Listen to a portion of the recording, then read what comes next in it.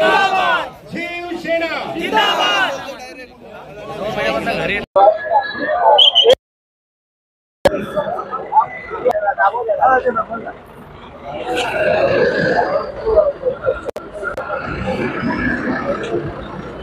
जवळजवळ 1500 कंत्राटी कामगार कल्याण डोंबिवली महानगरपालिकेमध्ये विविध कंपन्यांमध्ये काम करत होते। सुमित कंपनी आल्यापासून याच्यातले जवळजवळ 850 ते 900 मुलं ज्यांना कामावरनं कमी करण्यात आलं होतं त्यांना कामावर घेण्यात आलं नव्हतं। या कंत्राटी कामगारांनी आज इथे काम बंद आंदोलन पुकारलं होतं आणि त्याच्यासाठी त्यांनी मला संपर्क साधला। मी कल्याण डोंबिवली महानगरपालिकेचे आयुक्त अभिनव गोयल साहेब, त्याचबरोबर बोरकर साहेब, हर्षल गायकवाड यांना संपर्क साधला आणि आयुक्त असतील किंवा महापालिकेचे अधिकारी असतील यांचा एक पॉझिटिव्ह रिप्लाय की या सर्व कामगार जे आज बाहेर आहेत त्यांना आम्ही 15 ऑगस्टच्या आत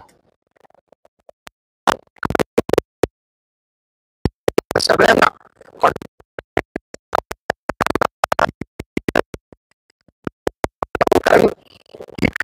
काम करणारी गेल्या 8 वर्षापासून कोविड मध्ये काम करणारे माझे कामगार आहेत।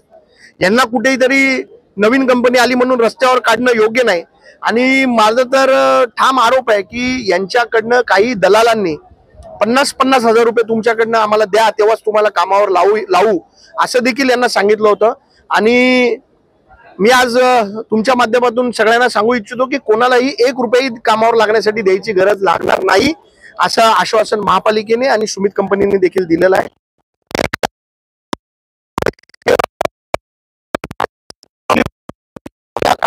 कसं वेटीस धरला जात होतो आणि 50-50 हजार रुपयाची डिमांड केली जात होती, तर आज ते आयुक्तांनी सगळे हे खारिज केलेलं आहे। कुठलीही 1 रुपये कोणाला द्यायची गरज लागणार नाही आणि या सगळ्या कामगारांना 15 ऑगस्टच्या आत पूर्णपणे या कंपनीमध्ये कामाला घेतलं जाईल।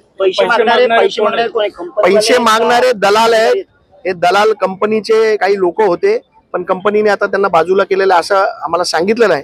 परंतु परत जर आमच्या कानावर आला तर त्यांना शिवसेना स्टाईलने प्रसाद मिळेल, जे कामगारांकडनं पैसे मागतील त्यांना 1-2 महिन्याचा पगार थकलेला आहे त्याबाबत जे जुन्या कंपनीमध्ये जुन्या कॉन्ट्रॅक्टरकडे काही लोकांचा पगार थकलेला आहे त्याच्यासाठी बोरकर साहेबांशी माझं बोलणं झालेलं आहे आणि त्यांचाही पगार लवकरच मिळेल अशी अपेक्षा आम्हाला आहे। तर यापूर्वी जे आयुक्तांवरून चर्चा झाली होती, तुम्ही सांगितलं होतं की शहराच्या स्वच्छतेमध्ये कुठले राजकारण आणलं जाणार नाही, आम्ही महापालिका प्रशासनाच्या सोबत असतो।